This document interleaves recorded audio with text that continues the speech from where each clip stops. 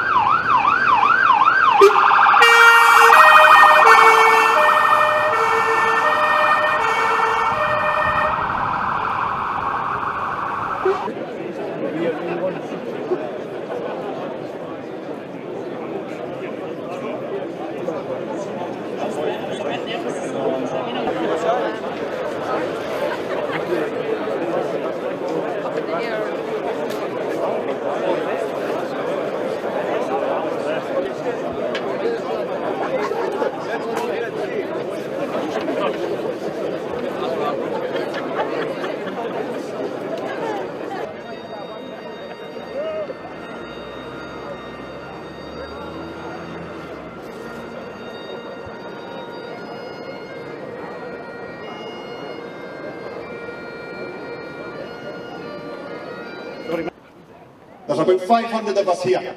780 jobs evaporate from Scotland in the next 5 years because of budget cuts coming into our service. We can't be safe at our work.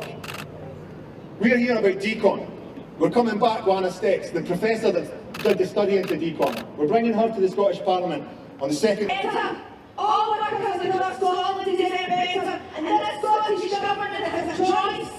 Even if some taxes in the rich, need this review. But we cannot say to people, yes, you should take a pay cut.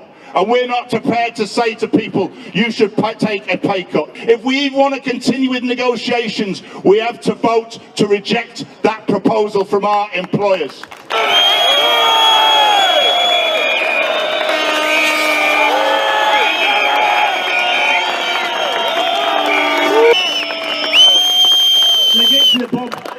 I'm Colin Brown. I'm the Executive Council member for the Fire Brigades Union in Scotland. We've organised a demo today, and you've hopefully seen that, you know, up to 500, possibly more firefighters from across Scotland, every corner of Scotland, attending the Scottish Parliament today to demonstrate not just about their pay, which has been eroded for the last decade, from, you know, around about 12%, £4,000 that a competent firefighter doesn't have in their pocket to invest in the UK economy, to feed their family, to heat their house during the worst cost of living crisis. But it's about investment into our service as well. So while firefighters' pay is negotiated through a National Joint Council at a UK level, the UK Government have said they're unwilling to fund UK fire and rescue services to deliver a meaningful pay rise for firefighters. They proposed 2% in July. Firefighters quite rightly told them that was a slap in the face and an insult. They've come back and offered 5%. But they've also said that's probably tagged to more job cuts and job losses across the services. Prior to that announcement, the Scottish Government told us that they were looking at having to have fiscal reform and reform fire and rescue service in Scotland. That equates to £43 million being stripped out from the Scottish Fire and Rescue Service budget over the next 4 to 5 years. Chief Fire Officer sat in the Scottish Parliament behind me yesterday and said that's looking at roughly 780 jobs if you were to equate it in that sense. 780 firefighters not protecting the communities of Scotland. 30 fire appliances not protecting the communities of Scotland, and fire stations that serve as hubs within local communities closed. That's the grim reality of £43 million of budget cuts on the back of decades of budget cuts into the fire and rescue service. We hear that there has been investment, and it's true, since 2013 our budget fell drastically over that time with the creation of the single service. It slowly crept up, but that creep only kept pace with inflation. So in real terms, We've been struggling to keep our head above water as a Scottish Fire and Rescue Service, and members have been paying the price for that. And now communities are going to pay for the price for that as well. To speak about pay specifically, firefighters, we've got control firefighters that are earning 99 pence above the national living wage. 99 pence.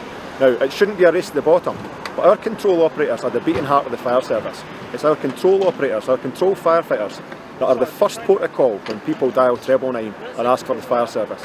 It's our skilled control firefighters that talk people through survival advice while operational crews are en route and operational crews arrive. It's them that are the beating heart, and it's a skilled job to sit on the phone and listen to someone's dying breaths. That's not something that should be 99 pence above the living wage. Our control operators, our control firefighters shouldn't be struggling to make ends meet in order to attend their work.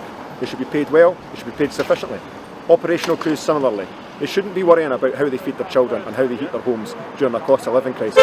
They should have the financial purchasing capacity to weather this storm.